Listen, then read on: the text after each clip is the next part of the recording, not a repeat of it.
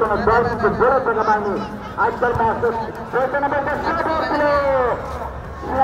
মাঠ মাঠ থেকে প্রস্তুত বল নিজের নিয়ন্ত্রণে। আজকাল ম্যাচ পরিচালনা করছেন রেফারির দায়িত্বে মোহাম্মদ রাকিব হোসেন, সহকারী রেফারির দায়িত্বে মোহাম্মদ জাহাঙ্গীর আলম এবং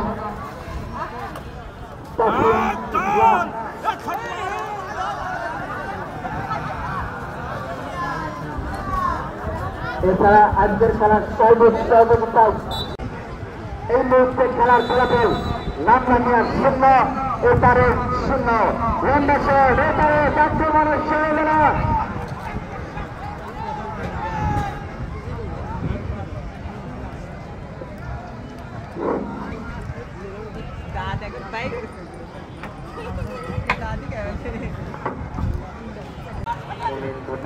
আবারও এটার লামলামিয়ার বিপজ্জনক সীমানায় বল গোলকিপার বল ধরে কিক করলেন মাঝ মাঠে মমিনের উদ্দেশ্যে। হৃদয়ের লম্বা কিক মাঝ মাঠে লামলামিয়ার একজন প্লেয়ারের পায়ে বল। 24 নম্বর জার্সি পরিহিত খেলোয়াড় রক্ষণ ভাগে লম্বা করে দাঁড়িয়েছেন সরাসরি এসআরএসের গোলকিপারের উচ্চস্ত গ্লান্সে। দুর্বল কি কোনো বিপদ নয়। এলো পাথারি কিছুটা খেলা চলছে। উত্তরহীনভাবে বল কিক করছেন খেলোয়াড়রা। লামলামিয়ার সীমানায় বল এসআরএসের একজন প্লেয়ারের পায়ে দেখা যাক। বিপদের সম্ভাবনা কিন্তু এখনো আছে না। এসআরএসের পায়ে বল লম্বা করে দাঁড়িয়েছিলেন সম্ভাবনা যখন তাকে বল ক্লিয়ার করলেন লম্বা করে দাঁড়িয়েছেন হৃদয় চতুর্থ প্লেয়ারের উদ্দেশ্যে। সিরাজুলের পায়ে বল, সিরাজুল থেকে নিয়ন্ত্রণে রাখতে পারেন নাই এসআরএসের প্লেয়াররা। ভুল পাস লম্বা করে দাঁড়িয়েছেন না, কোনো বিপদ নয়। রিফির হাত ঘুরে বল রাফির মাথা থেকে একজন প্লেয়ারের কাছে লামলামিয়া।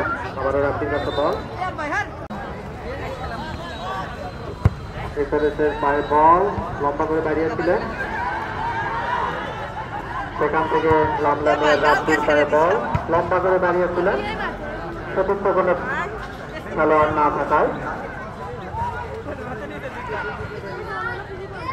আবারও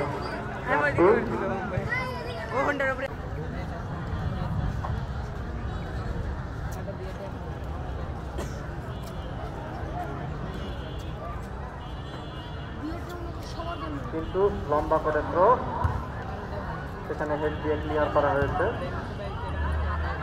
চতুর্থ প্লেয়ারের এসআরএসের পায়ে বল এগিয়ে যাচ্ছে, লামলামিয়ার একজন প্লেয়ার বাধা দিলেন।